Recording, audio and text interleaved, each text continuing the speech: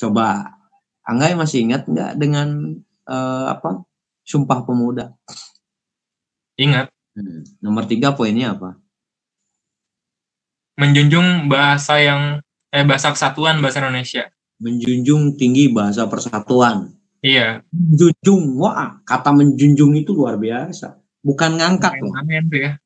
Jelas, kata mengangkat dengan menjunjung itu beda loh. Hati-hati kalau enggak. Bapak mah kalau dengar kata menjunjung itu miris bulu kuduk Bapak. Menjunjung tinggi, bukan mengangkat tinggi, bukan. Menjunjung tinggi bahasa persatuan, bahasa Indonesia. Berat itu bahasanya. Pret.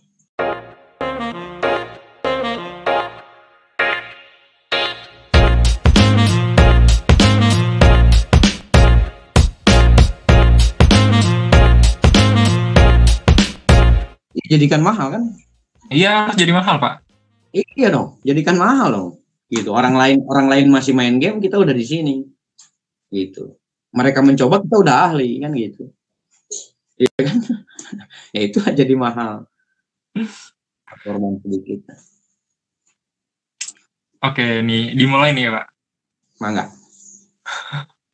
Oke. Assalamualaikum warahmatullahi wabarakatuh. Waalaikumsalam warahmatullahi wabarakatuh. Kembali lagi di Trik Podcast, ngobrol dulu aja bareng saya Angga Hermawan, dan kali ini kita udah didampingi sama seorang dosen di AK Telkom ya, Pak ya? AK Telkom. Iya, masih aktif ngajar di sana, Pak? Dosen maksudnya. Insya Allah, Bapak masih aktif di sana. Tapi sekarang kan lagi pandemik nih, berarti lewat daring. Betul, pembelajaran kami lakukan melalui daring. Lewat aplikasi kayak gini atau sebatas grup WhatsApp gitu, Pak, di sana? Google Classroom. Google Classroom? Betul. Oh, jadi nggak tatap muka sama kayak gini gitu, Pak? Ya, betul. Padahal keren tuh, Pak, kalau misalkan udah tatap muka kayak gini kan bisa ngelihat juga perkembangan dari para mahasiswanya gitu. Betul, tapi banyak keterbatasannya juga. Ini kan hanya media pembantu saja. Sebenarnya kalau media internet ini untuk pembelajaran bagus, hanya sifatnya sementara. Kalau pembelajaran itu lebih baik langsung bertatap muka. Iya, sini kan alternatif ya, Pak ya. Cuman kita juga nggak bisa ngerasain semaksimal belajar kayak normal gitu. Betul. Jadi ini hanya sebatas ya pengganti saja lah, sifat pengganti gitu. Jadi buat para pendengar nih ya, sebelum ini kita udah ngobrol panjang nih ya sama Pak Dedi nih. Cuman panjang banget lah pokoknya tadi. Opini-opininya udah keluar semua nih saya nih kayaknya nih. Tapi Pak Dedi ini masih punya banyak argumen pasti nih. Insya Allah. Hanya sebatas argumen saja.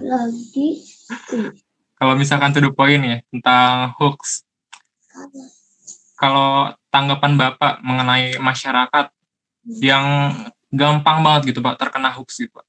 Biasanya banyak nih broadcast BC di WhatsApp atau di sosial media lainnya, bahkan media pun sekarang kan udah cepet ya, jadi bakalan gampang untuk menangkap informasi. Tapi sayangnya informasi ini mentah-mentah diselan oleh masyarakat nih Pak. Bapak gimana pandangannya Pak? Kalau untuk pandangan Bapak ya, kita sebagai pembacanya harus bijak dalam menyikapi hal-hal itu. Jadi tidak bisa sembarangan kita ketika mendapatkan sebuah informasi yang belum tentu kebenarannya itu nyata. Ya, kita lebih baik mempelajari terlebih dahulu informasi-informasi yang datang itu kita pelajari gitu. Tidak bisa langsung semata-mata kita dapat informasi langsung kita makan gitu. Jadi kita lebih bijak lah. Intinya kita lebih bijak, lebih pandai membaca, lebih sering-sering baca informasi yang tepat gitu. Berarti lebihnya mengkritisi setiap ada informasi yang datang gitu ya Pak ya? Jelas, itu pasti itu harus mengkritisi. Jadi setiap informasi yang datang kita kritisi kebenarannya gitu. Jadi tidak bisa langsung datang kita percaya, enggak seperti itu. Itu salah sekali itu. Yang Bapak bilang tadi waktu sebelum kita record ya, untuk fakta gitu kan harusnya kita melihat dengan mata kepala sendiri di lapangan, sedangkan sulit saat ini tuh untuk mencari fakta nih Pak. Jadi hoax kayaknya bakalan makin terus menyebar nih. Betul. Gini, yang dikatakan fakta itu ada dalam satu penelitian begini ya. Jadi ketika kita bisa mengatakan itu sebuah fakta, walaupun kita tidak berangkat ke sana gitu kan, untuk membuktikan kebenarannya. Dengan 3 alasan itu bisa dikatakan itu adalah sebuah fakta. Jadi ketika kita mendapatkan sebuah informasi hoax gitu, kita buktikan dengan 3 fakta. Ya melalui informasi-informasi yang lain gitu kan.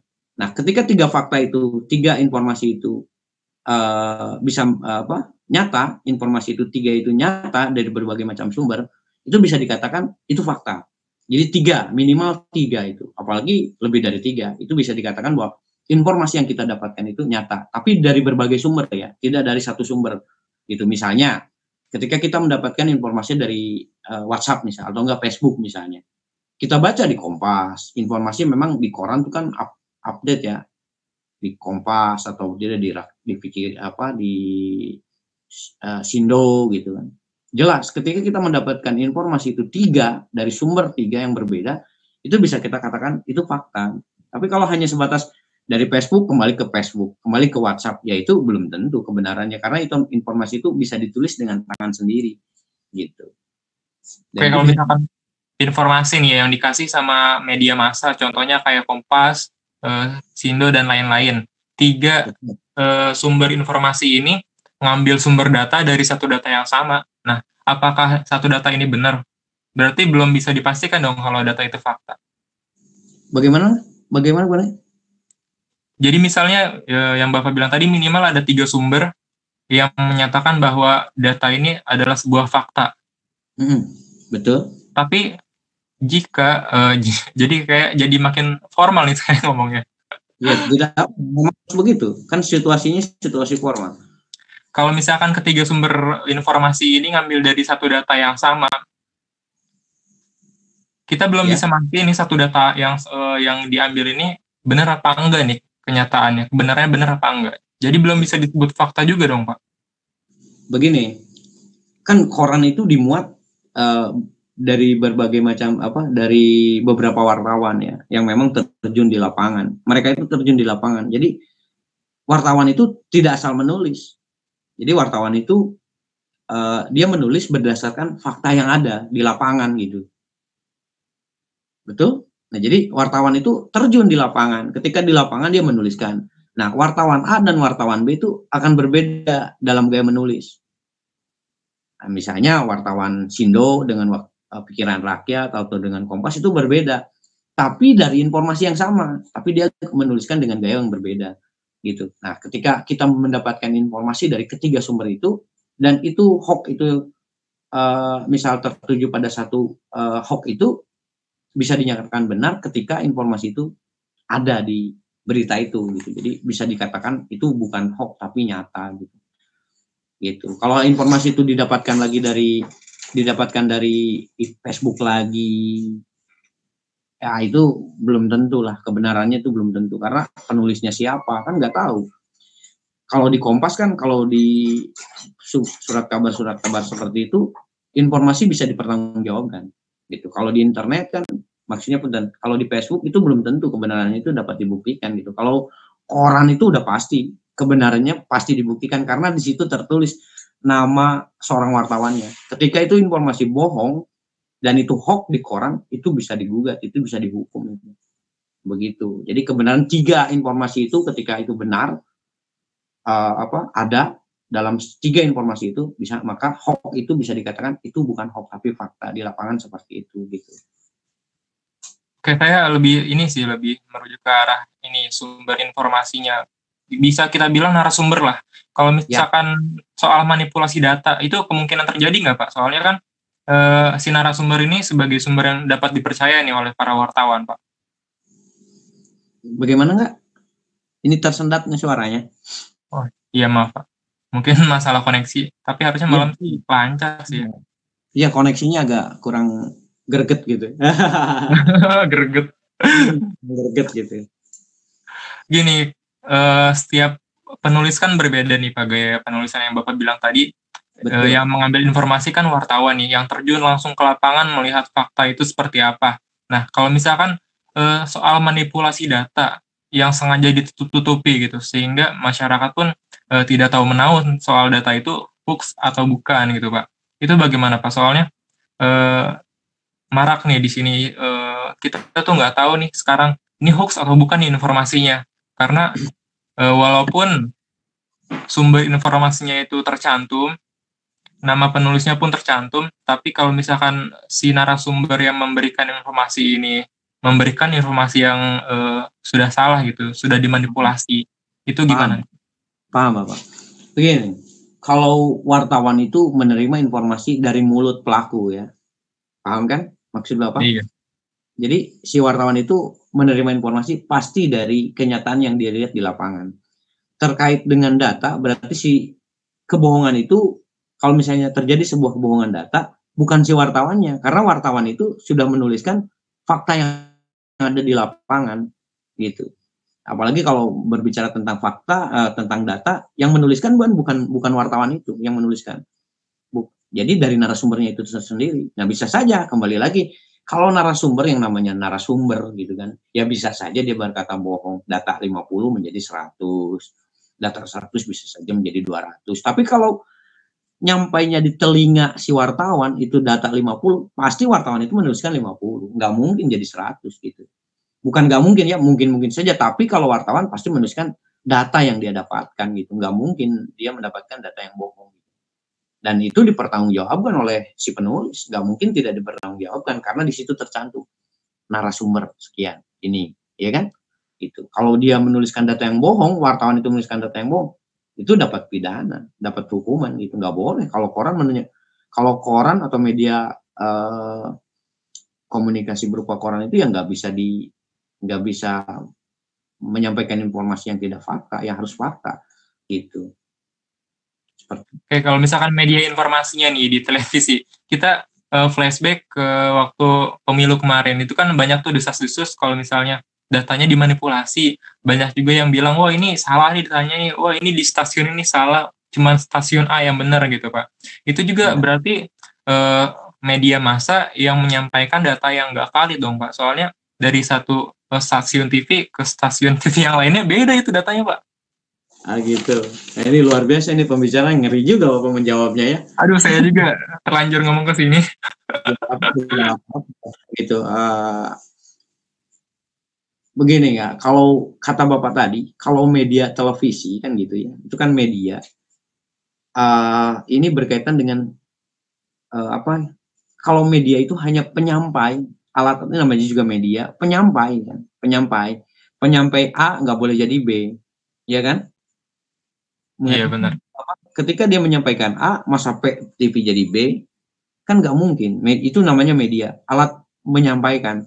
Nah, ketika menyampaikannya, ketika si penyampainya ini yang menjadi pertanyaan itu, si penyampainya bukan medianya, tapi si penyampainya. Yang ada yang keliru di si penyampainya ini, bukan medianya. Kalau medianya mah, kalau A pasti datangnya A, nggak mungkin B kalau televisi, gitu kan? Nah, ini si penyampainya ini, orang ini, gitu kan? Orang ini yang menyampaikannya, apa benar atau tidak data itu. Nah, kalau berkaitan dengan orang, gitu kan? Kalau berkaitan dengan orang, ya ini wallahu alam bisawab ya, jujur dan tidak jujur. Jadi berkaitannya dengan hablum minallah. Dia bisa saja karena ingin menang, gitu. Jadi manipulasi, bisa saja kan seperti itu. Itu sangat mudah. Contohnya aja ketua KPK aja gini bisa ditangkap gitu kan. Dulu dia menggembor-gemborkan KPK dia akan berantas korupsi, ternyata dianya sendiri yang terjerumus di dalamnya kan. Lucu kan. Gitu kan, seperti itu aja. Jadi kalau medianya mah benar gitu kan. Medianya penyampainya seperti itu. Tapi ya, yang menyampaikannya itu gitu. Yang menjadi pertanyaan ya penyampainya itu. Kalau medianya benar, medianya gitu. Itu kayaknya terlalu berat nih Pak kalau buat saya dibawain. Kita beralih ke yang lebih sederhananya nih Pak. Siap lah. Soal akhir-akhir ini kan banyak banget yang lagi viral nih soal komunisme. Soalnya setahu saya nih ya, sepengalaman saya di masyarakat, di sosial, itu mereka taunya dari broadcast di WhatsApp, di grup WhatsApp gitu. Orang asal ngirim gitu. Oh katanya ini tuh adalah PKI siasat-siasat inilah gitu Pak. yang gak habis saya pikir tuh kenapa orang bisa langsung percaya gitu. Oh gitu. Ini pertanyaan ini memang bagus nih. Pertanyaannya sangat bagus nih. Ini bingung juga Bapak menjawabnya ya. Kalau ini kan yang merasakan biasanya yang terjun di lapangan langsung gitu kan, yang merasakan itu. Jadi kan kalau misalnya mengingat ke zaman dahulu gitu kan, tentang RUU HIP ya sekarang itu ya yang sedang semarak gitu, yang Iya ingin benar. menghapuskan atau mengganti Pancasila dengan Trisila, Trisila nanti Ekasila nanti. Nah ini kalau menggantikannya, Bapak juga belum tahu persis ya kebenarannya, belum tahu persis. Bapak belum baca koran yang benar gitu. Tapi emang juga dapat dari informasi-informasi YouTube itu tadi. Nah ini juga harus disikapi gitu. Ketika memang di berita itu dinyatakan benar gitu kan, atau di koran itu dinyatakan memang benar, kisruh dengan, kalau kemarin sih dengar di berita kita kita sedang mengalami krisis COVID ya. Tapi di gedung-gedung DPR itu membahas tentang masalah ini gitu kan. Bapak lihat sendiri di berita gitu. Cuman hanya sekilas saja gitu kan. Nah, ini kan yang menurut Bapak memang permasalahan ini, kasus ini yang harus diungkap gitu kan. Memang harus diungkap ini gitu. Permasalahan-permasalahan ini memang agak berat juga Bapak menjawabnya nih. Bapak juga ngeri salah gitu. Kalau masalah-masalah ini mah gitu. Tapi yang memang Bapak tahu di televisi gitu, di televisi memang terjadi ini kasus ini terjadi gitu. Tapi kalau berbagai macam di media sosial seperti di YouTube ini, ya ini yang apakah ada unsur untuk menjatuhkan terhadap Presiden RI, banyak sekali karena kan hoax itu, kalau Rocky Gerung mengatakan yang membuat hoax terpandai itu ya dianya sendiri gitu kan. Gitu misal nih, Pak Jokowi misalnya, runtuhkan Pak Jokowi, padahal dia yang membuat timnya dia sendiri gitu. Pembuat hoax terbaik adalah yang punya kuasanya sendiri gitu. Gitu. Nah, jadi ini tuh ada apa ini di negara kita tuh ada apa gitu. Gitu. Nah, di situ juga bisa menjadikan alat hipotesis sebenarnya. Dengan kan hoax itu tadi apa sih tujuan, kan Bapak pernah dengar apa sih tujuan membuat hoax? Ya salah satunya itu untuk membuat hipotesis itu. Jadi praduga. Jadi ketika kita membacakan, gulingkan Pak Jokowi misalnya gitu kan, nanti kan netizen wah menjawab berbagai macam rentetan kan gitu, berapa ribu menjawab kan gitu kan, ternyata memang, nah ini ada siasat ketika misalnya yang satu menerima, yang 5 tidak menerima, digolingkan, ada yang berapa, nah itu kan sebagai bahan evaluasi keberadaan petinggi negara kita kan gitu. Itu bisa saja sebagai arahnya ke situ. Bisa saja dugaan-dugaan itu bisa ke arah situ gitu menurut Bapak. Gitu. Itu kalau misalkan ini ya masyarakatnya pada kritis untuk berpikir ke arah sana. Betul. Sekarang kan sedikit banget nih orang yang mengkritisi hal tersebut gitu Pak. Jadi yang mirisnya tuh masyarakat terpancing dengan adanya informasi hoax nih. Jadi kayak gimana ya, kayak tercuci otak gitu Pak. Jadi semakin mudah orang tuh mencuci otak, apa ya, disebutnya tuh Ya, mengkambing hitamkan lah. ya, jelas Bapak. Ya karena kan media sekarang kan media gampang nggak? Kembali ke awal tadi kata Bapak tadi, sampai dibawa kencing aja dibawa. Bagaimana mudah kita mendapatkan informasi-informasi itu. Ke WC aja HP udah dibawa sekarang itu. Jadi sebegitu dekatnya gitu, sebegitu dekatnya. Jadi wajar saja kalau misalnya masyarakat itu termakan hoax gitu. Termakan hoax itu sangat wajar, itu sangat-sangat wajar gitu kan. Miris mendengarnya gitu. Dan kalau misalnya menurut Bapak, ini menurut Bapak ya, pendapat Bapak gitu. Ketika misalnya informasi hoax itu misalnya hoax itu berkaitan dengan ketatanegaraan ya. Misal nih, ketatanegaraan misalnya, oh, sekarang hoax yang sedang ramai itu tentang komunisme kan? Iya Betul? benar. Komunisme sekarang sedang diramaikan. Wah, sampai ujung sampai ujung, dari barat sampai ke timur, ke selatan, ke utara, itu membicarakan tentang hoax. Ini bijaknya begini saja. Kalau memang itu hoax, Dan itu pasti petinggi negara itu tahu. Itu pasti tahu lah hoax-hoax ini, karena mereka punya kaki tangan yang luar biasa menurut Bapak. Itu niti, wah mantap dah gitu. Orang-orang apa namanya? Orang-orang multimedianya yang canggih-canggih itu hebat-hebat kan gitu. Apa salahnya sih kalau memang itu memang merugikan negara kita? Harusnya petingginya ngomong dong di depan, informasikan ke televisi dan itu jadikan fakta, bukan opini lagi. Dan gumor-gumor itu tuh dinyatakan tidak ada. Ngomong di televisi, informasi-informasi itu dinyatakan tidak bagus gitu. Makanya itu adalah berita hoax semata gitu kan. Jadi masyarakat jangan dijadikan, ya jelas lah masyarakat itu mudah sekali menyimpulkan karena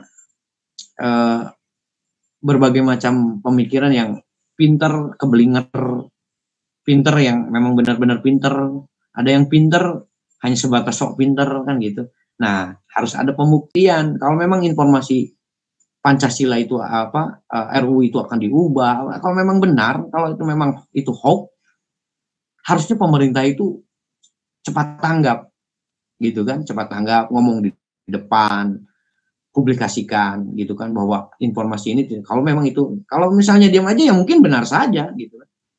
Kalau menurut Bapak gitu, ya kalau memang dia diam aja ya mungkin saja itu benar informasi itu. Ya wajar saja kalau masyarakat menilai itu benar, gitu. Bukan hoax lagi, gitu kan. Gitu. Ini saya nggak tahu nih ya Pak, masyarakat yang terlalu kritis atau emang yang termakan hoax nih. Jadi dia pun ngomong gitu, pemerintah tuh banyak banget orang pintar, tapi kenapa nggak ada satupun yang keluar buat berbicara soal fakta gitu Pak? Apa mereka pada takut gitu? Mereka bilang kayak gitu ya, bukan saya yang bilang ya, apa mereka takut gitu buat keluar? Ngeri ya tuh, ngeri kan? Ngeri ya tuh. Ini ya agak susah juga ya, maksudnya agak hebat juga nih pertanyaannya. Gini, sulit ya. Nanti Angga ketika masuk ke dunia kerja akan tahu kan di kita itu KKN tuh udah, aduh ya Allah, pokoknya KKN itu udah mendarah daging menurut Bapak di Indonesia itu, gitu. Takut ya, ada yang beginilah. Ini nyata di lapangan ya.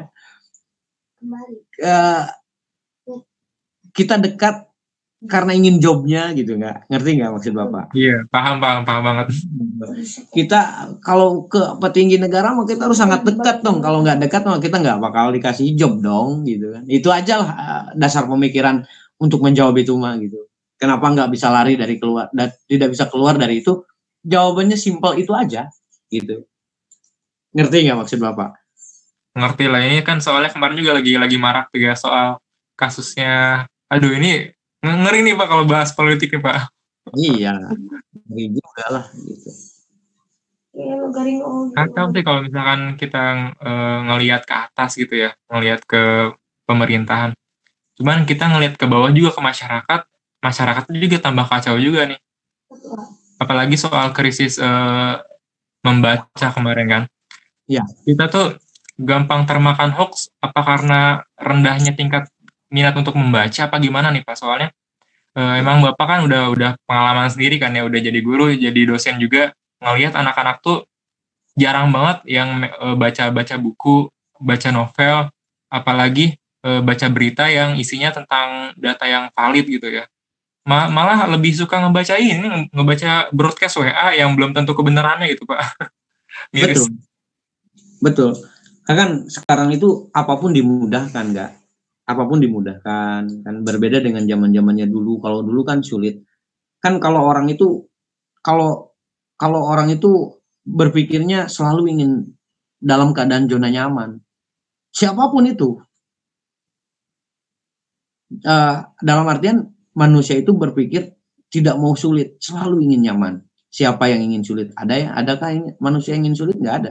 Semua dinyamankan dengan keadaan. Contoh ya, maksudnya gini, ketika kita membaca itu kita tidak nyaman kan, benar nggak? Ketika kita nggak munafik lah.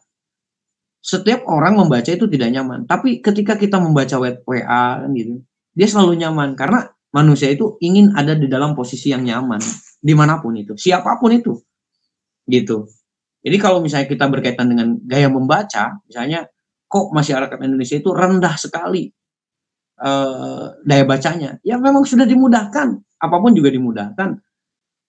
Salah satunya ya menurut Bapak betul juga, ini gaya-gaya pesantren ini yang hebat menurut Bapak. WA itu, media komunikasi berupa HP itu harusnya diperketat gitu. Dan itu salah satu perusak untuk gaya membaca. Itu salah satunya perusak membaca Indonesia, itu salah satunya media komunikasi HP itu. Itu pasti, itu menurut Bapak HP yang menjadi, dengan dalih HP sebagai informasi pesat gitu. Itu menurut Bapak kalau dibanding dengan gaya membaca itu hancur ya. Hancur. Hancur lah, pokoknya hancur sekali lah gitu. Makanya satu, kalau misalnya memang minat baca ingin semakin tinggi, HP nggak ada untuk di anak-anak. Itu saja sebenarnya menurut Bapak, itu HP, dan kita punya strategi yang lain untuk bagaimana agar anak-anak bisa membaca gitu. Itu, dan setelah HP nggak ada, baru menyusun strategi bagaimana agar masyarakat kecil kita itu, ya usia-usia kecil kita itu gemar membaca. HP-nya nggak adakan dulu, baru bisa. Kalau misalnya HP masih di tangan mah, zona nyaman itu akan selalu mengelabui gitu, akan selalu mengelabui otaknya itu yang selalu ingin nyaman, itu udah pasti. Ya susah lah Pak, kalau misalkan nggak ada HP kan, lihat sendiri anak zaman sekarang pasti megangnya HP lagi nih, bukan mainan mobil-mobilan gitu, apalagi buku tuh gimana ya, udah kayak musuh gitu, udah kayak hal yang kuno buat mereka kan. Aduh, parah sih kalau misalkan ngomongin soal HP nih. Soalnya banyak juga yang bilang, kita sekarang lagi perang ideologi gitu. Ya, maksudnya begini ya, bukan tidak boleh HP, maksudnya ditidakadakan tuh bukan dilenyapkan ya. Artian ditidakadakan bukan dilenyapkan. Jadi dibatasi penggunaan HP-nya, perbanyaklah membaca.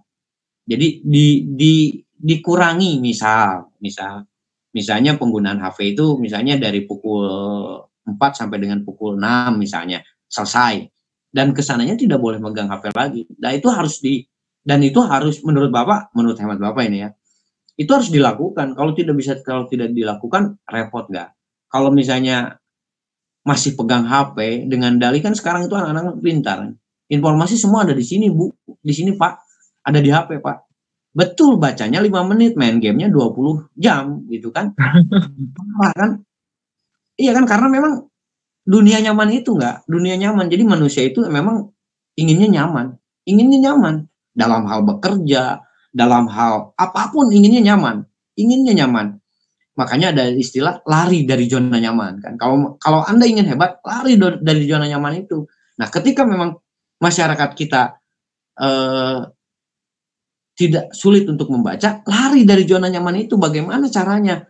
Ya salah satunya media informasi itu berupa HP itu. Larikan HP itu, bukan dihilangkan, bukan dilenyapkan, tapi batasi media sosial itu. Batasi, baru bisa, menurut Bapak bisa berkembang gitu. Daya baca ya, maksudnya ini untuk membahas tentang daya baca seseorang gitu. Kalau misalnya masih tetap HP dipegang, wah udahlah, ya repot lah menurut Bapak gitu. Kacau sih, tapi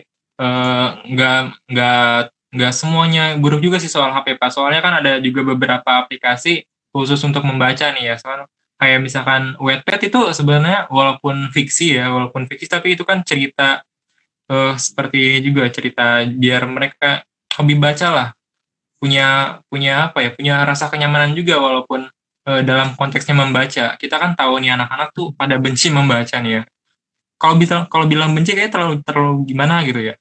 Kita bilangnya nggak minat baca. Tapi dengan adanya kayak Wattpad dan aplikasi-aplikasi yang isinya cerita, walaupun itu fiksi humor gitu ya, tapi itu naikin minat baca juga Pak. Itu pertanyaannya berbeda dengan menghilangkan HP tadi, nggak? Maksudnya gini, melenyapkan sih betul, bahwa HP itu tidak buruk, betul, sangat sekali. Bapak tidak mengatakan bahwa HP itu buruk, tidak. Tapi nggak, kalau di luar pengawasan itu buruk. Di luar pengawasan itu buruk. Mengapa buruk? Kembali lagi ke emosionalnya anak-anak, bahwa HP itu bukan media komunikasi baca, bukan. tapi media lari dari zona kenyamanan. Ngerti gak maksud Bapak? Jadi iya, mengubah pola pikir orang untuk ke arah membaca itu sulit, apalagi megang HP. Itu maksud Bapak bukan berarti HP itu jelek, bukan. Tapi dibatasi, misalnya jam sekian untuk membaca ini, misalnya gitu. Kan itu nggak gampang, itu nggak semudah yang kita bayangkan. Anak harus membaca ini, ya enggak. Ketika dikasih HP, identik dengan bagaimana cara bermain FF. Iya tuh, susah kalau misalkan disuruh baca mah. Iya, lari, otaknya lari. Jadi nggak mau, kan kalau baca itu berat ya, baca itu berat, gitu kan. Justru tantangan sekarang tuh semakin luar biasa. Ya kan kalau ingin sukses kan harus berat ya. Itu kan intinya, kalau ingin sukses ya harus berat lah. Harus melawan lah. Coba tanya ke Pak Ustadz, coba tanya ke diri Angga sendiri. Bapak tanya yang simpel aja yang Angga lakukan sehari-hari. Angga sholat malas gak? Males sih itunya. Bukan, tapi melawan kan? Iya, dilawan, rasa malasnya dilawan gitu. Karena takut akan sesuatu kan? Betul ya, jelas takut lah. Ya kan ke situ. Nah, sekarang membaca apa yang ditakutkan. Iya kan? Pintar dan bodoh itu mah kalimat saja, kata-kata saja. Iya kan? Jadi jelas daya membaca akan semakin berkurang menurut Bapak gitu. Jadi media berupa HP itu condongnya ke arah negatif bukan ke arah positif kalau menurut Bapak. Bagi anak-anak ya, kalau dihitung berdasarkan minat baca, ke situ nggak? Kalau misalnya kita bandingkan dengan ke arah situ ya, kalau masuknya informasi dengan cepat, yaitu HP itu sangat bagus. Tapi kalau misalnya disangkut pautkan dengan minat baca, itu buruk sekali. HP itu buruk menurut Bapak. Bukan jelek, buruk menurut Bapak itu. Kalau untuk ini Pak nih, orang-orang tuh lebih senangnya baca informasi lewat yang tadi saya bilang gitu, lewat broadcast di grup WhatsApp gitu. Kalau misalkan kita ngasih informasi yang emang valid ya, yang emang bermanfaat buat para pembaca gitu, itu lebih bagus kita share-nya di grup WhatsApp atau gimana Pak? Soalnya mereka tuh ya comfort zone-nya di grup WhatsApp. Kalau itu kan sasaran ya, berkaitan dengan sasaran informasi yang ingin kita sampaikan itu. Kalau media apa saja juga bagus ya kan, cuman sasarannya apa gitu kan, sasarannya apa.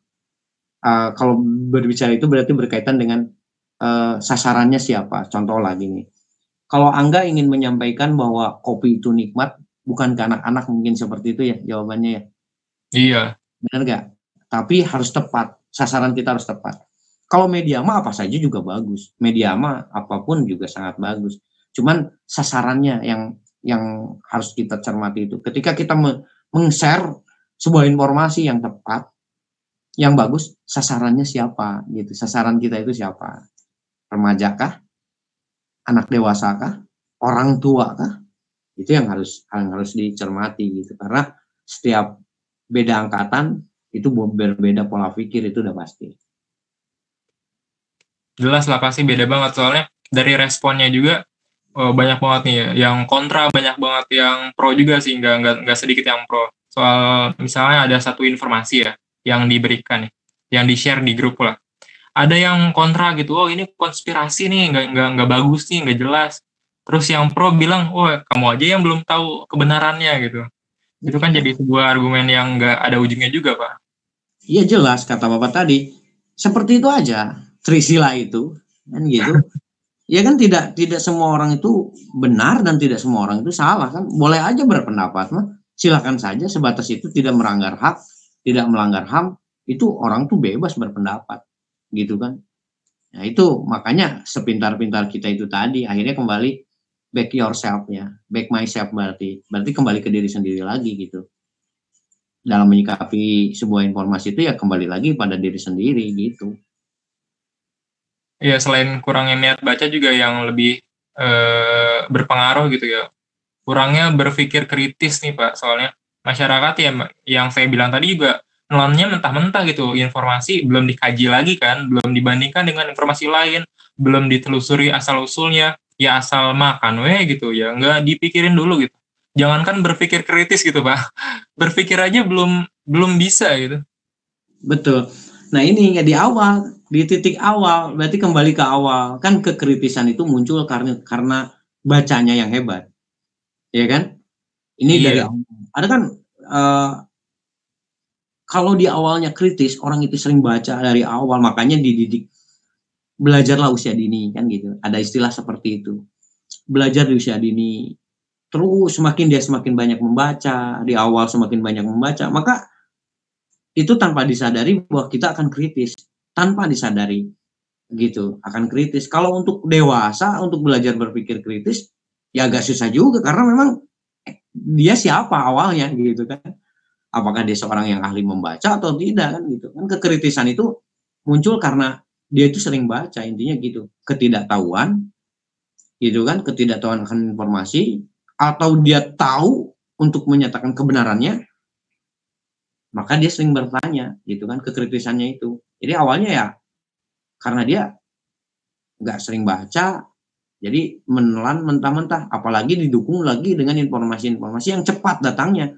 Itu sekejap mata informasi berubah, sekejap mata informasi datang terus bertubi-tubi kan, menghantam atau mengganggu pemikiran kita, terus saja dihantam dengan informasi yang sebegitu cepatnya gitu. Sedangkan daya serap kita kurang akan informasi dan akan pengetahuannya gitu. Gitu. Yang lucu nih Pak yang tadi nih ya. Jadi banyak orang pintar tapi tutup mulut, dalam artian tuh nggak berani buat mengungkapkan kebenaran gitu. Tapi yang lebih mirisnya tuh ada orang yang termakan hoax, tapi dia bisa memprovokasi orang gitu. Dia provokatornya gitu. Karena dia punya karisma, dia punya wibawa. Misalkan dalam satu perkumpulan dia punya wibawa nih. Jeleknya dia termakan hoax karena dia punya wibawa dan dia bisa memprovokasi orang lain. Jadi semakin banyak nih orang-orang yang apa ya, yang kena imbasnya gitu Pak. Informasi hoax jadi makin meluas gitu. Itu sih yang lucunya. Iya, memang sulit juga sih nggak ke arah situ ya. Kan gini, ada orang yang karismatik tapi dia malah menyebarkan hoax gitu kan. Orang itu hebat gitu. Yang pada akhirnya orang-orang itu percaya dengan orang-orang hebat itu kan. Gitu. Ya kan orang membuat hoax itu ada tujuan pasti. Itu udah pasti nggak? Pasti. Pasti ketika dia membuat sebuah uh, berita hoax gitu, kemudian dia apalagi dia punya karisma yang hebat gitu.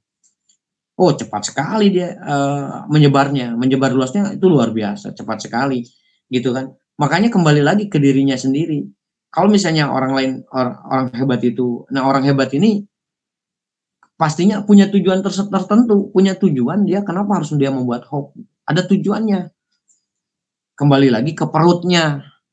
Karena dia tidak beriman, salah satunya tidak beriman, dia ya jadi akhirnya dia membuat hoax yang ya menyebarkan hoax lah itulah gitu. Jadi karena karismanya, jadi ketika dia pintar maka dia akan, kan jelas ya dalam Al-Quran juga kan, semakin Jelas. hati-hati dengan orang-orang pintar kan gitu kan. Hati-hati. Tanda bagi orang yang berpikir ya Pak ya. Betul gitu. Jadi ya miris juga, memang ya sangat miris lah, bukan miris juga ya, sangat miris lah kepintarannya itu dimanfaatkan dengan hal yang tidak. Jadi kemirisan kepintarannya itu untuk dirinya dan menyengsarakan orang lain gitu. Itu yang disayangkan seperti itu gitu kan. Itu yang disayangkannya. Kalau misalkan kita berasumsi nih Pak ya, masyarakat Indonesia oke nih, kita wajib belajar, wajib membaca, yang kemarin yang udah diterapin di sekolah-sekolah tuh, yang pohon gelis kan, gemar membaca, gemar menulis. Nah, kalau misalkan udah nih ya, Darurut membaca oke, udah terselesaikan. Anak-anak udah pada rajin membaca, apakah hoax nih bakalan menurun nih tingkat penyebarannya? Tidak, semakin parah. Semakin parah? Ya, ya. Iya tuh, semakin parah lah menurut Mama. Semakin tinggi ilmu yang kita punya, itu ada istilah semakin tinggi pohon kelapa maka semakin tinggi pula anginnya kan. Semakin digencarkan dengan daya membacanya, maka semakin banyak pula hoax yang bermunculan. Benar gak? Aduh, miris nih, Pak. Iya kan? Miris juga. Maksudnya gini, bukan berarti kita membaca tidak jadi jelek ya. Maksudnya bukan ke arah situ ya. Jangan salah persepsi dulu. Iya, iya. Iya, ketika kita misalnya dengan berbagai macam literasi di sekolah kan gitu, tetap usia berapa dan perlu pendampingan, itu yang perlu. Itu perlu pendampingan ya. Makanya perlu benar-benar perlu pendampingan tuh di situ. Jadi ketika kan kalau orang gemar membaca kan apapun dibaca. Betul? Ya, Ya, betul lah pasti. misalnya begini, anak SD nih, ini salah satu contoh anak SD nih. Wah, dengan adanya gemar warsep ya, suka nih dia tempel-tempelin ini di pohon. Saya udah baca ini, sudah baca, kan gitu kan ya? Karena jiwanya, wah, jadi apapun dibaca, bahkan pelang WC umum aja dibaca, kasarnya gitu. Iya, pengalaman saya dulu waktu SD. Kan? Terus makin ada kertas di kursi angkot dibacakan gitu kan? Betul gak? Maka Iya, saya ngerasain sih. semakin meluaplah daya pikirnya, berkritislah. Dan anak kecil itu tidak tahu kebenarannya. Gitu. Akhirnya dia menyebar-nyebar hoax. Wah, ini loh, presiden belum tahu, padahal belum tentu. Padahal itu informasinya baru sepotong. Gitu, ngerti ya? Iya benar. Itu yang marak terjadi sekarang. Nah, makanya perlunya pendampingan itu tadi. Bergantung, ini berbicara tentang anak sekolah ya, enggak? Berbeda dengan orang yang udah dewasa. Kalau orang dewasa berpikirnya udah lain. Kalau anak-anak kecil, ya remaja, itu perlu pendampingan. Itu sangat perlu pendampingan. Makanya nggak bisa, makanya kata Bapak tadi, ketika pertanyaan ini dengan adanya literasi di sekolah kok semakin ini, justru kalau hanya sebatas membaca dan tidak didampingi, itu babak belur. Menurut Bapak babak belur. Semakin dia banyak membaca, maka akan semakin banyak muncul hoax. Itu udah pasti. Menurut Bapak begitu. Ya kalau anak sekolah masih remaja, masih anak-anak, ini jelas butuh pendamping banget nih. Saya setuju banget nih. Cuman titik utamanya di sini adalah pendampingnya ini. Dia itu berkompeten atau enggak gitu. Soalnya enggak sedikit juga kan yang emang kurang kompeten untuk beberapa pertanyaan yang siswa ajukan gitu. Misalnya, Pak, bagaimana jika bla bla bla bla bla. Nah, si pendampingnya tuh nggak tahu nih. Aduh, jawabannya gimana ya gitu. Nah, itu yang ini sih yang bikin saya takut insecure gitu buat para orang-orang ini, para remaja, para siswa gitu yang nanya gitu, Pak. Soalnya mereka itu penuh dengan keingintahuan gitu. Cuman karena adanya keterbatasan gitu. Nah, gini, guru yang pintar itu guru yang segalanya bisa menjawab, nggak? Tapi tanda kutip ya, tanda kutip nih, guru yang pintar menjawab segala pertanyaan apapun. Itu tanda kutip nih, pintarnya apa dulu? Ketika misal salah satu contoh, Angga bertanya terhadap Bapak, dan Bapak tidak bisa menjawab kan? Bukan tidak bisa menjawab, Bapak bisa mengalihkan pertanyaan itu kan? Betul? Iya, bisa mengalihkan. Mendorong anak itu agar bisa membaca. Misal, Bapak pertanyaannya, Pak apakah ini bla bla bla bla, Bapak tidak bisa menjawab misalnya. Ya kan guru itu hebat-hebat gak di Indonesia itu, ngelesnya pintar gitu. Tetapi ngelesnya ini jangan sampai membuat si anak ini jadi frustasi dalam membaca gitu. Ngerti gak maksud Bapak? Jadi iya, jadi didorong dipancing ya pas supaya membaca gitu ya. nah gitu. Jadi berikan stimulus yang agar anak ini oh iya coba ya. Nah, misalnya pertanyaan itu dulu Bapak baca di media ini. Coba kita baca. Kan bisa aja begitu kan jawabannya. Makanya guru itu pinter-pinter gak? Jadi guru itu dilatih bukan hanya sebatas mengajar 1 tambah 1 menjadi 2, 2 tambah 3 menjadi 5, bukan. Ini menghadapi orang-orang kritis dan Bapak kan pernah bilang bahwa guru itu tidak selamanya pintar, oke? Tanda kutip ya. Betul, tetapi guru itu lebih bijak, lebih berpikir ke arah bagaimana mengembangkan anak ini. Bagaimana kan ada jarang sih Bapak lihat guru Indonesia mah hebat-hebat gak lah gitu kan. Guru Indonesia mah hebat-hebat, bisa ketika dia sulit untuk menjawab pertanyaan-pertanyaan siswa itu mudah sekali membalikannya. Nah membalikannya ini bagaimana caranya agar anak ini bisa dengan kritis dan membaca lagi informasi yang kita sampaikan itu yang jadi bukan kendal sih, ya itu yang harus pinter dari pelatih ya, bukan guru loh. Kalau guru Indonesia mah hebat-hebat lah. Gitu. Iya. Iyalah. Bapak Gitu. juga dulu sebelum jadi guru sempat jadi dosen juga nih Pak ya. Betul.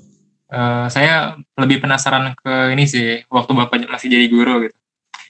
Anak-anak yang sebelum Bapak ya, maksudnya pas Bapak udah baru masuk ke sekolah nih, ternyata dia sudah terlebih dahulu open minded nih Pak. Itu sekitar berapa persen nih Pak yang udah kritis gitu dalam ya mengkritisi hal gitu. Ya, aduh, Bapak sulit untuk menjawab ini ya. Di Indonesia ya, aduh, ya pinter-pinter lah. Jadi ya pertanyaan ini sebenarnya, hebat-hebat. Kalau disebut hebat-hebat juga enggak, disebut enggak hebat juga ya hebat juga lah ya, gitu. Sulit, Mbak. Gimana ya Bapak mengungkapkannya? Apa ya? Sulit Bapak menjawabnya. Ini ngeri nggak kalimat Bapak ini jadi ancaman. Kalau pertanyaan ini gimana ya? Kalau misalnya ya ngeri juga kalau Bapak disebut hebat-hebat juga enggak juga, disebut enggak hebat juga hebat-hebat juga gitu.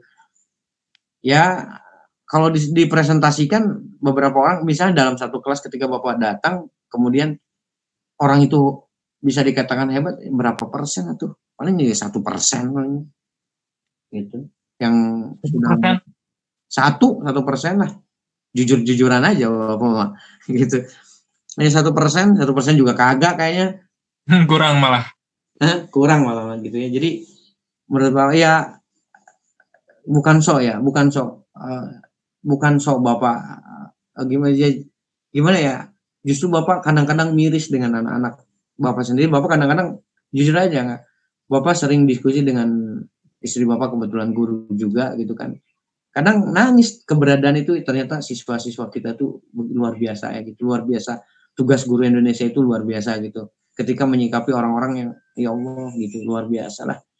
Wah, pokoknya luar biasa lah gitu. Pokoknya guru is the best lah, pokoknya gitu aja. Iya, saya paham kok Pak, saya paham banget. Nah, gitu. Karena iyalah gitu, seperti itu enggak lah. Guru itu ya nanti dirasakannya ketika mereka sudah dewasa, bagaimana jasa guru itu luar biasa gitu kan, menyikapi anak-anaknya. Ya luar biasa juga gitu. Tapi tidak semuanya seperti itu ya. Makanya apa ya? Disebut sekolah negeri hebat ketimbang swasta juga enggak gitu kan. Enggak seperti itu sih.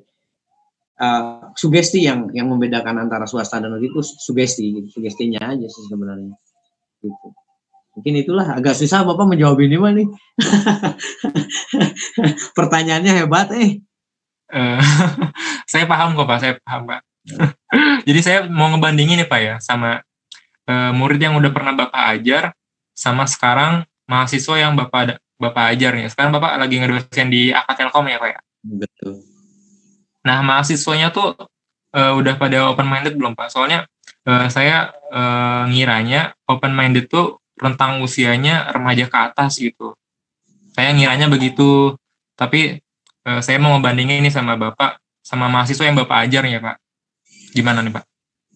Ya sama aja, ada yang kritis, ada yang enggak gitu Kak. Jadi memang bawaan dari belakang sebenarnya, bawaan dari belakang. Kalau mahasiswa kan berbandingnya mereka sudah berpikirnya udah ke arah yang lain ya, biasanya kerja kan gitu ya. Kalau sekolah kan nggak berpikir ke arah situ gitu kan. Kalau mungkin mereka lebih tertib aja, lebih tertib ketimbang siswa. Itu yang membedakannya. Mereka lebih tertib, mereka ketika diberi pengetahuan dia mencari, menggali, berbeda dengan siswa. Karena kalau siswa masih dimudahkan Disuapin gitu ya. Kenapa? Kalau siswa tuh kayak lebih disuapin gitu kali ya. Betul, sangat betul sekali. Namanya juga mahal kan. Kalau siswa kan siswa, kalau mahasiswa kan sudah harusnya belajar sendiri gitu. Hanya tinggal dosennya yang siap dengan berbagai pertanyaan-pertanyaan itu gitu kan. Gitu. Kadang Bapak lebih senang mengajar di universitas ya gitu. Tinggal berikan materi udah, diemin we. gitu kan. Maksudnya didiemin itu coba dia berpikir bagus atau tidak kan gitu. Kita tinggal memberikan argumennya gitu. Dia tidak berpendapat, dia tidak sependapat, tinggal cari bagaimana jalan tengahnya kan. Kalau siswa enggak. Kalau siswa ya gitu. Ya jauh lah gitu. Soalnya secara psikologi juga udah berbeda lah gitu. Keperluannya dan tujuannya juga udah berbeda gitu.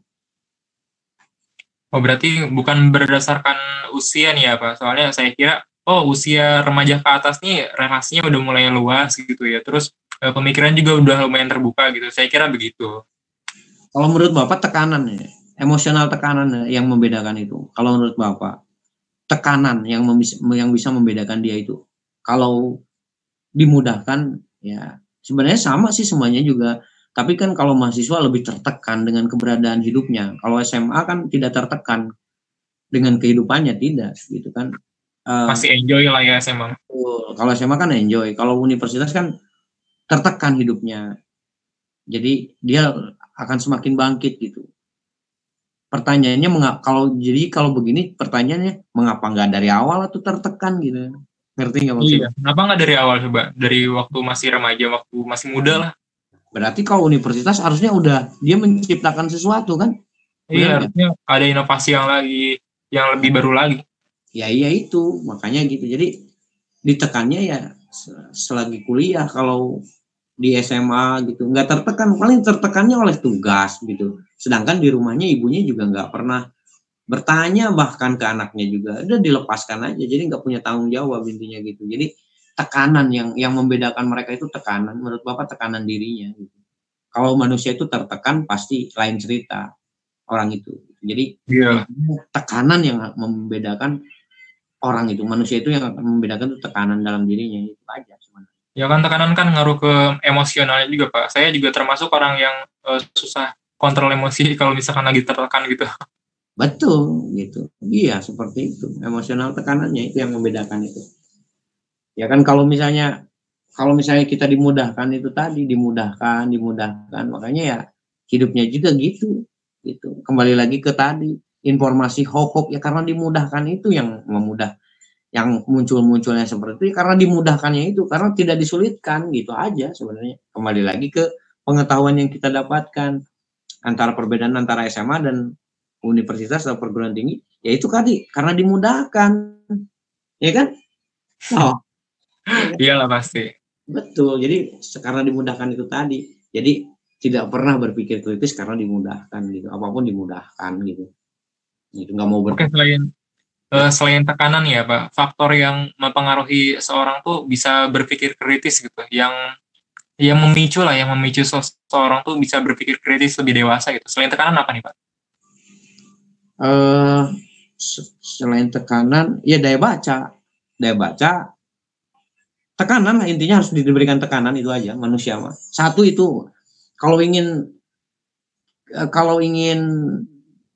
karakter ya, tekanan dan karakter. Jadi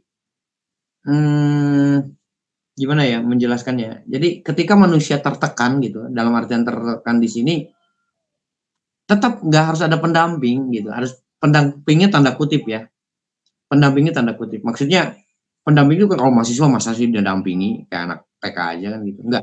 Maksudnya pendamping di sini bisa teman hidup gitu, teman curhat main, bisa yang bisa membawa ke arah yang lebih baik gitu maksudnya.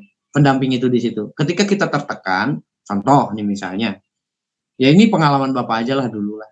Bapak berikan satu pengalaman aja lah. Dulu Bapak hidup tertekan gitu kan. Di universitas tuh Bapak tertekan gitu. Gitu. Makan pun sulit ya, gitu kan. Akhirnya Bapak bertemu dengan orang yang memang gemar membaca gitu kan. Akhirnya terbawa, gitu maksudnya pendamping itu. Teman hidup gitu kan. Oh iya, paham. Jadi tekanan kita dalam kondisi tertekan, tapi ada orang yang memang secara tidak langsung, dia tidak mengajarkan, tapi secara tidak langsung emosional saya ini digiring gitu ke arah yang lebih baik. Nah itu maksud Bapak gitu. Ya, paham kan maksudnya? Iya, jadi paham. Diri kita itu termotivasi, terpicu untuk ke arah yang lebih baik gitu. Nah sekarang kalau tertekan juga tidak cukup dengan tertekan saja. Tertekan tapi teman-temannya lain gitu. Ya akhirnya terbawanya ke arah yang lebih, alurnya ke arah yang lebih negatif gitu. Gitu. Jadi ada satu yang bisa membuat kita itu tetap di jalurnya gitu. Di jalurnya yang baik yang pasti.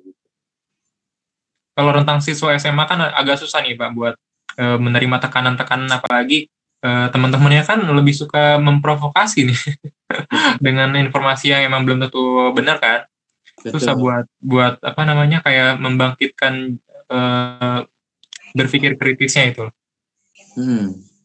Ya, memang ya susah juga sih ya kalau berbicara secara, soalnya ini komprehensif ya. Jawaban ini tuh menyangkut beberapa aspek gitu. Kalau misalnya berbicara tentang siswa, harus untuk tingkatan SMK berpikir ke arah situ. Kan contoh aja gini lah, Bapak yakin Angga itu orang hebat. Bapak yakin lah, Angga itu bisa dikatakan, dikategorikan siswa Bapak yang hebat. Bapak bisa menyimpulkan bahwa Angga itu orang tertekan. Benar gak? Bener banget. Iya, tertekan dalam keluarga. Angga itu misalnya anak ke-1, terus harus bisa mendampingi adik-adiknya, bisa saja seperti itu. Tertekan seperti itu kan. Rata-rata kalau orang hebat tuh biasanya orang itu tertekan, biasanya gitu. So bisa disimpulkan di berbagai macam sekolah juga. Nah, sedangkan kalau misalnya kita ambil simpulan dari berbagai siswa, itu yang tertekan itu hanya 1-2 di berbagai macam sekolah itu. Jarang banget, langka. Ya iya, minta uang besok ada, minta uang sekarang 1 menit ada, gitu kan. Jadi berbeda dengan orang yang tertekan, pasti berbeda cara hidupnya, pola pikirnya, gaya hidupnya, itu pasti berbeda, gitu. Dan itu nggak bisa untuk kita mengubahnya, nggak bisa, karena itu berkaitan dengan keluarga, gitu kan, nggak bisa ke arah situ mah, sulit sekali ya kalau membahas tentang itu mah. Kalau sekolah mah hanya sebatas upaya, bagaimana agar anak bisa sekolah, membaca, gitu aja sebenarnya. Gitu. Kalau untuk mengubah ke arah situ, sepertinya kata Bapak tadi, luas. Bagaimana kita membahas itu, luas gitu. Ingin seperti itu mah luas. Sangat luas. Gitu. Susah emang, butuh waktu banyak sih. Ya, sangat banyak sekali. Ya susah lah, tidak semudah yang kita bayangkan gitu. Kalau mengubah harus begini, ya susah, karena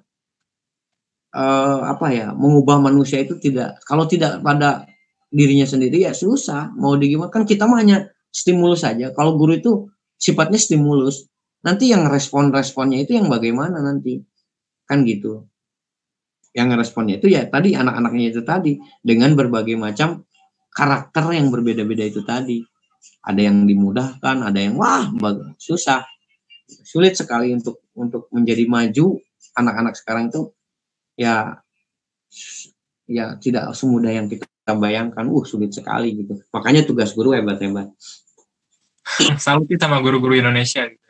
Ya, hebat-hebat gitu. Ya, luar biasa lah gitu. Bapak ya sangat berpengalaman, Bapak juga di guru ya. Luar biasa lah guru-guru itu. Luar biasa lah guru-guru. Emang sih menggiring opini itu bukan hal yang mudah sih ya Pak. Cuman dengan adanya hoax ini yang bertebaran kemana-mana, jadi kayaknya lebih gampang untuk mengubah pola pikir masyarakat gitu. Betul. Ya kan, kalau mengubah pola pikir dengan adanya hoax ini kan ke arah keburukan sih. Kenapa? Ke arah keburukan juga sih. Iya, intinya pendamping yang bisa membawa ke arah yang lebih baik itu tadi gitu kan. Makanya kata Bapak tadi, sebenarnya kalau misalnya berbicara tentang hoax, itu media sosial tuh buruk, berupa HP itu menurut Bapak bukan jelek lagi, udah buruk bawaannya. Udah buruk karena sulit nggak, atau per menit sekali ngedip informasi udah berbeda. Bukan ini lagi, sekali ngedip mata informasi udah berubah. Bener nggak? Iya bener, dari datanya banyak banget. Betul, jadi informasi saking cepatnya gitu kan, apalagi dipegang mata, dipegang tangan gitu kan. Ke WC pun dibawa. bawa sampai ke air aja dibawa-bawa, mau bagaimana lepas dari hoax atau gitu kan? Ya kan berarti yang merusak itu salah satunya itu tanda kutip ya, yang merusak tanda kutip ya. Tidak selamanya HP itu merusak. Pendamping kata Bapak kalau memang mau dibatasi itu kan cara, kembali ke cara lagi. Akhirnya caranya bagaimana kan gitu. Caranya seperti apa gitu kan. Contoh anak-anak pesantren. Sok, HP dipegang tidak? Enggak kan? Mereka kan. Ya enggak lah, langsung dihancurin tuh di ACG. Aduh iya gitu. Enggak, makanya mereka tidak termakan hoax dia mah. Nah, ya ini lagi ada nggak anak pesantren? Sok, ya, Angga bisa bayangkan ya. Ini sebagai apa analisis saja. Angga pernah nggak mendapatkan informasi itu dari anak-anak pesantrenan gitu melalui media sosial? Pernah nggak? Enggak lah informasi mah. Nggak ada kan informasi itu? Bener. Nggak pernah dapat informasi dari anak pesantren, dari media sosial ya? Nggak pernah. Nggak ada kan? Karena memang mereka dibatasi dengan itu kan, benar nggak? Tapi mereka pegang HP loh, tapi dibatasi, benar nggak? Iya pasti. Nah, nggak seperti kita. Kalau kita mah pegang langsung kirim, pegang kirim. Kalau anak pesantren kan enggak. Nah, pertanyaan Bapak kalau misalnya berkaitan dengan pendidikan, mengapa kita nggak seperti itu? Kan gitu ya. Agar kita tidak mudah termakan hoax gitu. Agar kita tidak mudah termakan hoax karena kalau kita pegang mah gatal atau tangannya. Kan tangan kita udah latah, tangan masyarakat Indonesia. Remaja-remaja Indonesia itu udah latah dengan alat komunikasi ini. Udah latah lah pokoknya, Mang. Bangun tidur aja lihat HP. Aduh, saya tersindir nih, Pak. Tapi emang kenyataannya gitu sih, bener. Ya bener kan gini ya. Kan ada, nah kembali lagi ke seperti ini. Misal nih, contoh lah, misalnya, oke lah kembali ke Angga, Bapak bicarakan tentang Angga nih. Ya kan Pak, saya merasa tersindir Pak, gitu kan. Ya mending kalau misalnya orang itu memegang HP, tapi tahu aturan bermain HP kan. Bener nggak? Tahu aturan. Ini orang yang nggak tahu aturan kan. Ini yang celaka. Kan gitu. Bener nggak? Ini Kacau. Oh ya enggak, iya. Nah, dan banyaknya di kita itu yang nggak tahu aturannya. HP itu digunakan dan dimanfaatkan untuk apa? Nah, itu yang celaka gitu.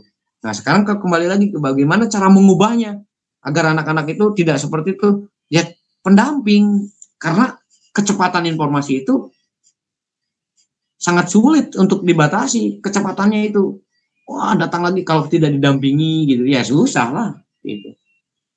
Susah bagaimanapun juga tetap dia akan termakan hoax gitu kalau tidak cepat, kalau dia tidak didampingi.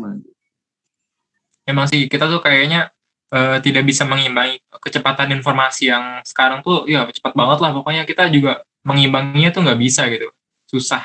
Betul, sangat susah. Untuk solusinya tadi yang Bapak jelasin itu ya, soal pendamping. Ya. Setiap orang pasti punya pendamping nggak, Pak? Nah, pendamping ini tanda kutip ya, enggak ya, kan sulit ya sekali. Maksudnya gini, pendamping itu kan bisa teman main, ya kan?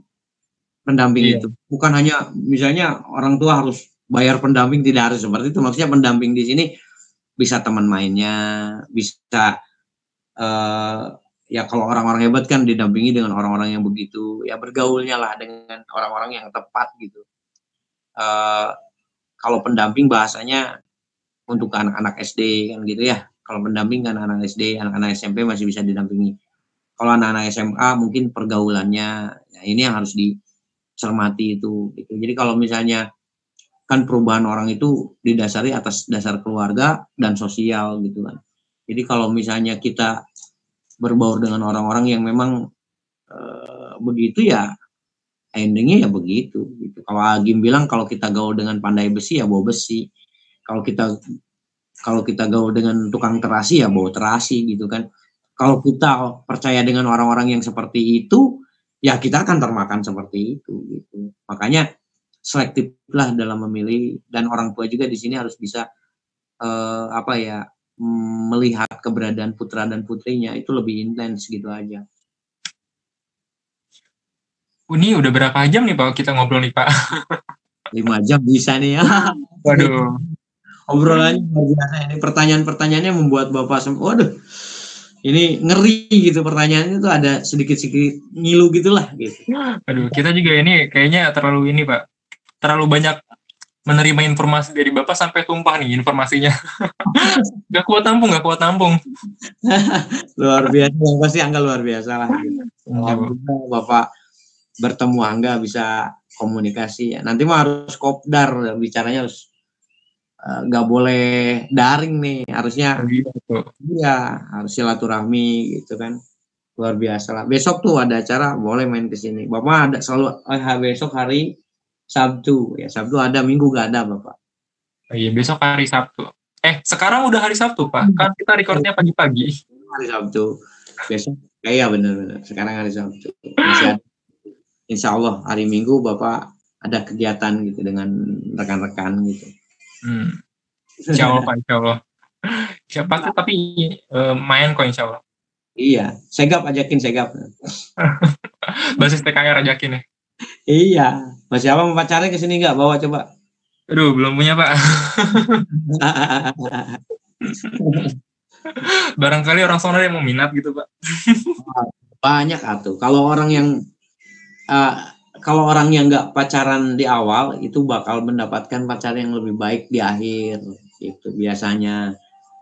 Tapi bergantung juga kalau selama ini mereka mencari ilmu, nanti akan mendapatkan sesuatu yang baik di depan. Itu udah pasti.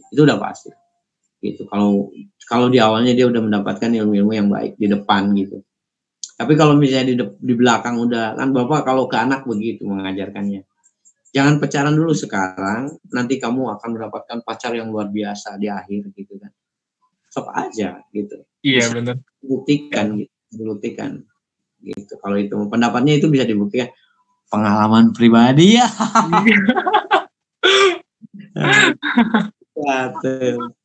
Iya, selalu nih. Bapak tuh kalau nyontohin tuh pasti pengalaman pribadi. Nah, iyalah ya, ngapain harus ya yang real-real saja gitu ya. Ngapain jauh-jauh ya, Pak ya? Yang udah ada bukti nyatanya aja. Ya jelas lah, yang nyata-nyata saja gitu, yang faktanya bukan hoak itu ya. Bukan hoax ini mah. Iya tuh yang fakta-fakta saja ya di lapangan gitu.